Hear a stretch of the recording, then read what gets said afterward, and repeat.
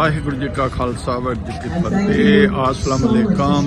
ਅੱਜ ਤੁਹਾਨੂੰ ਟੋਰਾਂਟੋ ਦੇ ਵਿੱਚ ਅਸੀਂ ਦਿਖਾਈਏ ਕਿ ਮਿਸਿਸਾਗਾ ਦੇ ਵਿੱਚ ਜਿੰਨੇ ਮੋਟਰਸਾਈਕਲ ਨੇ ਕਲੱਬ ਬੜੇ ਨੇ, ਉੱਥੇ ਅਸੀਂ ਵੀ ਸਾਨੂੰ ਵੀ ਸੱਦਿਆ, ਇਹਨਾਂ ਨੇ ਸੱਦਾ ਦਿੱਤਾ ਤੇ ਮੋਟਰਸਾਈਕਲ ਸਿੱਖਾਂ ਦੇ ਕਲੱਬ ਜਿਹੜੇ ਬਣੇ ਉਹ ਨੇ, ਸਿੱਖੀ ਨੇ ਪੂਰੀ ਕਮਿਊਨਿਟੀ ਜਿਹੜੀ ਆਪਣੀ ਏਸ਼ੀਅਨ ਕਮਿਊਨਿਟੀ ਆ। ਦੇਖੋ ਕਿ ਕਿਵੇਂ ਮਤਲਬ ਇੱਕ ਕਲੱਬ ਬਣਿਆ ਹੋਇਆ ਜਿਹਦਾ ਕਿ ਆਰਗੇਨਾਈਜ਼ ਕਰਦੇ ਨੇ।